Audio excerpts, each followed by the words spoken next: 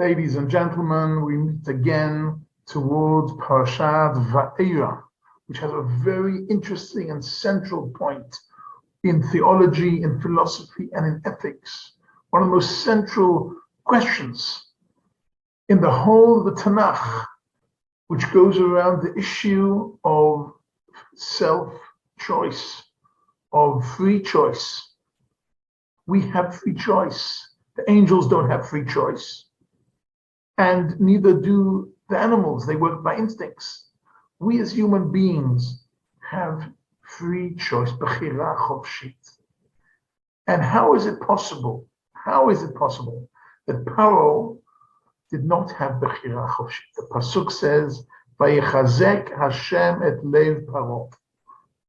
It says it a few times in our parsha. HaKadosh Baruch Hu hardened the heart of Pharaoh and therefore brought on him more and more plagues, more and more difficult plagues. So why should he get these more difficult plagues? I mean, he didn't harden his heart by himself. HaKadosh Baruch Hu, Hashem hardened his heart by Chazek Hashem therefore. So why should he get these punishments if it wasn't up to him? Did HaKadosh Baruch Hu take away his self-choice? Was that a moment that we can actually question throughout the centuries? Maimonides, the Rambam speaks about it a lot. Many great rabbis throughout the centuries deal with this question. Did HaKadosh Baruch Hu take away Pharaoh's free will and free choice? And if so, why was he punished if he had no choice? You know, if you don't punish a robot is programmed, you don't punish it because it's programmed. It does good things or it does bad things. You can't really give him either reward or punishment because he's programmed. If HaKadosh Baruch Hu actually hardened his heart, so he was programmed to do bad, and therefore why is he punished? Okay, there are many answers to this. They basically divide up into two groups, these answers. One group says, yes, HaKadosh Baruch Hu took away his free will and his free choice. And one group says, no, he didn't take away his free will and free choice. Let me explain to you the first one. Rashi says, yes, HaKadosh Baruch Hu took away his free will and his free choice, but there's a good reason why, because he hardened his heart so much himself. He had such a hard heart that if that's the way you want to do it, I'll let you do it, says HaKadosh Baruch Hu. You harden your heart? Go ahead. I'll help you. I'll help you. In fact, the Ramban in the beginning, Nachmanides in the beginning of his explanation here of this pasuk, he says, he points out quite easily that the first 5 plagues, it says that Pharaoh hardened his own heart, vayachbed Pharaoh et libo, and therefore, as a consequence of this, the second 5, it says, "Vayachbed Hashem et levo," and therefore you do 5. Okay, the consequences are I'll give you another 5 yourself.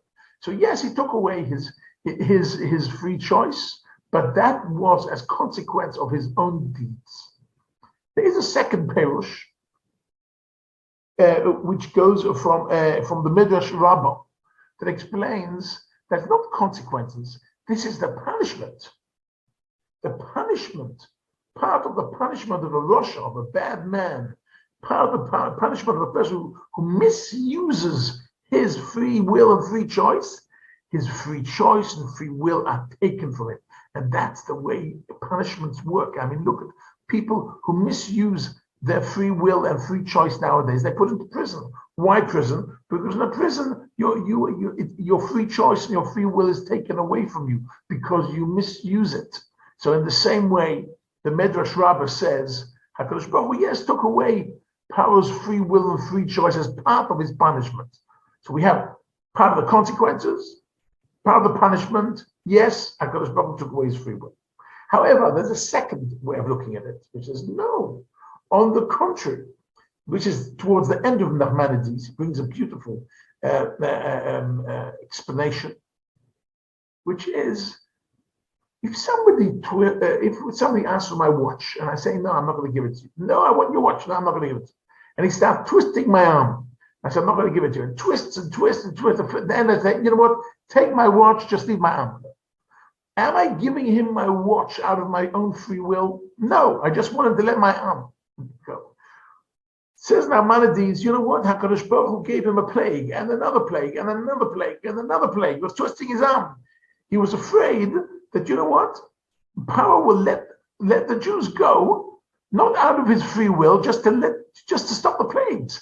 HaKadosh Baruch Hu, in fact, hardened his heart in spite of the plagues in order to give him back his free choice, to balance out. He was going through such difficult plagues that under these circumstances every normal person would give in. HaKadosh Baruch Hu had hardened his heart to give him back his free choice under these circumstances of the plagues.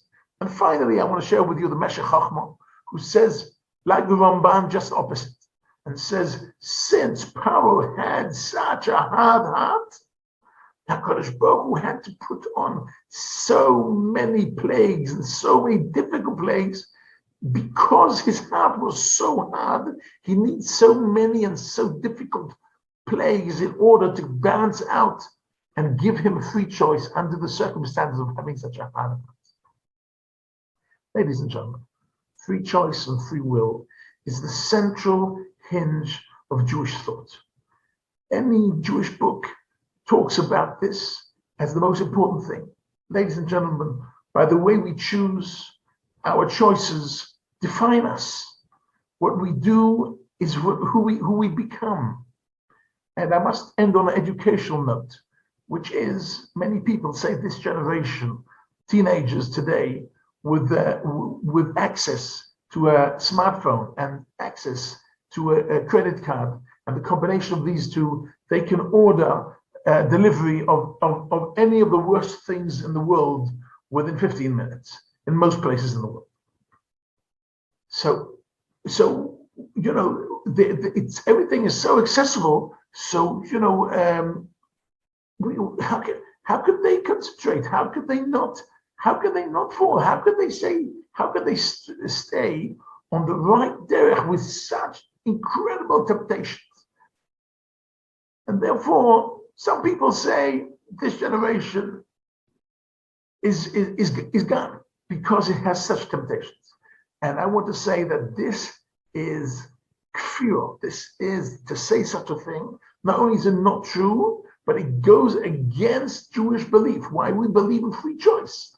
And therefore, when we were youngsters, we could do bad things only so far because we didn't have a smartphone or a credit card.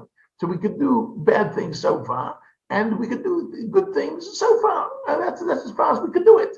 But if this generation so easily can do such terrible things with a smartphone and with a credit card and make things so negative and so accessible, we must believe they can do good things with a mobile phone and with a credit card equally, because there is free choice and everything is balanced. And we have to believe in this generation. It's a fantastic generation with incredible potential, much greater potential than we had when we were kids, because it goes in both directions all the time. Wishing you Shabbat Shalom.